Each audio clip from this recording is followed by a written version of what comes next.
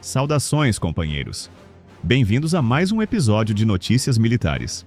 No vídeo de hoje, analisaremos uma ordem que caiu como bomba no Comando Sul dos Estados Unidos. Soldados americanos foram proibidos de tirar licença durante o Ação de Graças e o Natal, os feriados mais sagrados da cultura americana, quando 15 mil militares são impedidos de voltar para casa nas festas de fim de ano. Algo está prestes a acontecer. Ontem, bombardeiros B-52 tentaram intimidar a Venezuela, mas a operação não saiu como o Pentágono esperava. A Venezuela é apenas o começo de uma operação muito maior? É o que veremos agora. Antes de continuarmos, se o tema militar e geopolítico te interessa, inscreva-se no canal e ative o alerta para não perder as próximas análises. Na segunda-feira, 25 de novembro, a jornalista Kelly Meyer, da News Nation, revelou uma informação explosiva. Segundo fontes do Comando Sul, o SOUTHCOM está restringindo e limitando as licenças durante os feriados de Ação de Graças e Natal, em preparação para possíveis ataques terrestres nos próximos 10 dias a 2 semanas. O Dia de Ação de Graças, celebrado hoje, é um dos feriados mais importantes dos Estados Unidos. Famílias se reúnem, militares retornam para casa. Quando o Pentágono cancela isso, é porque a janela de ação está aberta. E as operações já começaram.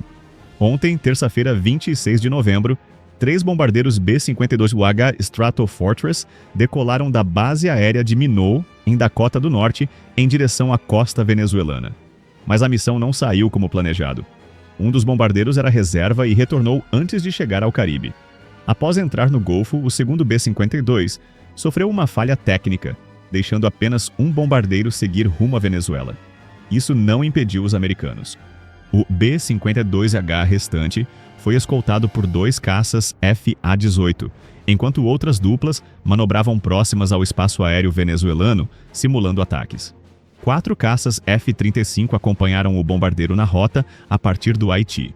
Um avião E-2D Hawkeye, baseado em porta-aviões, forneceu comunicação e controle, enquanto um RC-135, operando a leste de Trinidad, executou reconhecimento e orientação. Esta foi a segunda missão desse tipo em apenas 5 dias.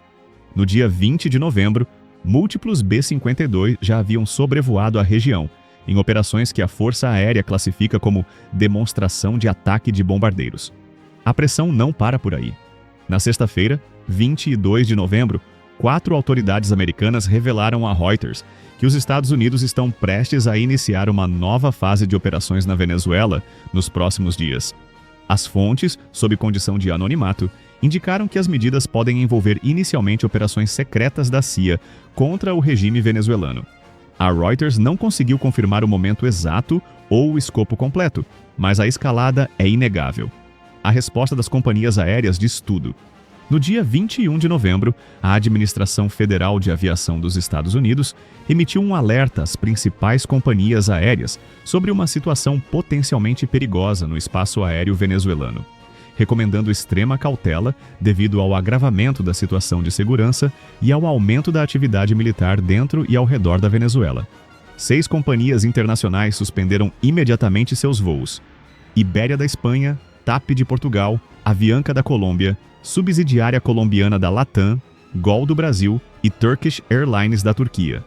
Ontem, quarta-feira, 27 de novembro, a Venezuela revogou as licenças de operação dessas 6 empresas, acusando-as de unir-se às ações de terrorismo de Estado promovidas pelo governo dos Estados Unidos. Desde agosto, os Estados Unidos construíram a maior força militar no Caribe desde a crise dos mísseis cubanos, em 1962.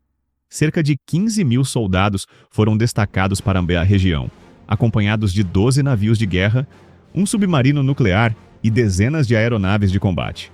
No centro dessa armada está o USS Gerald R. Ford, que chegou ao Caribe em 16 de novembro. Com 336 metros de comprimento e capacidade para 5 mil marinheiros, o Ford é o maior porta-aviões do mundo. Sua ala aérea completa inclui mais de 75 aeronaves de ataque, vigilância e apoio. Acompanhando o Ford estão contra-torpedeiros da classe Arleigh Burke, equipados com mísseis Tomahawk de longo alcance, totalizando 170 unidades de mísseis na área. Imagens de satélite confirmaram que os Estados Unidos reativaram a antiga base naval Roosevelt Roads, em Porto Rico, fechada desde 2004. A base está a 800 quilômetros da Venezuela e oferece infraestrutura completa para operações de longa duração. 3 oficiais militares americanos consultados pela Reuters confirmaram que os preparativos indicam capacidade para realizar operações dentro do território venezuelano. O general Dan Kane, chefe do Estado-Maior Conjunto, chegou a Porto Rico nesta semana para se reunir com os milhares de militares destacados no Caribe. Oficialmente, a visita incluiria agradecimentos aos soldados antes do Dia de Ação de Graças. Mas agora sabemos que esses militares não voltarão para casa. No dia 13 de novembro, o secretário de Guerra Pete Hegseth formalizou a Operação Lança do Sul. Autorizada diretamente pelo presidente Donald Trump, a missão mobiliza o Comando Sul e uma força-tarefa para combater o que Washington classifica como narcoterrorismo. Mas os números não mentem. Desde setembro, as forças americanas realizaram 21 ataques contra embarcações no Caribe e no Pacífico Oriental. O saldo oficial, 83 mortos. Washington alega que todas as embarcações estavam ligadas ao narcotráfico, mas não divulgou uma única prova concreta. Organizações de direitos humanos condenam as ações como execuções extrajudiciais e alertam para violações do direito internacional. O principal alvo é Nicolás Maduro. Trump acusa o presidente venezuelano de liderar o cartel de Los Soles. Maduro nega categoricamente, afirmando que Washington está fabricando uma guerra para promover mudança de regime e tomar controle das maiores reservas de petróleo do mundo. A Venezuela detém 303 bilhões de barris comprovados de petróleo, mas o país também possui recursos minerais estratégicos raramente mencionados: coltan, níquel, cobalto, titânio e manganês, essenciais para a produção de equipamentos militares e eletrônicos modernos. É exatamente por isso que Washington insiste numa mudança radical de governo. Querem acesso total e irrestrito ao território venezuelano. Caracas respondeu com mobilização total. No dia 8 de outubro, Maduro ativou o Plano Independência 200, uma estratégia militar com 27 tarefas específicas para proteger as zonas de defesa integral de La Guaira e Carabobo. O ditador anunciou o deslocamento de 200 mil militares e mobilização de meios terrestres, aéreos, navais, fluviais e de mísseis. A vice-presidente Delcy Rodrigues emitiu alerta direto. Um ataque à Venezuela será uma calamidade e um pesadelo para os próprios Estados Unidos, causando instabilidade em todo o continente. Mesmo com equipamentos russos adquiridos nas últimas décadas, incluindo 92 tanques T-72B1, analistas são unânimes. A Venezuela não teria capacidade de dissuadir uma invasão americana em larga escala.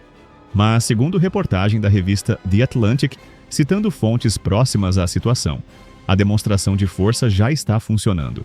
Maduro estaria disposto a renunciar se os Estados Unidos concederem anistia a ele e seus aliados mais próximos, garantindo o exílio confortável. Esse é exatamente o principal objetivo americano: uma mudança na liderança política para uma mais leal a Washington, sem necessidade de invasão terrestre custosa. A tensão se espalha pela região.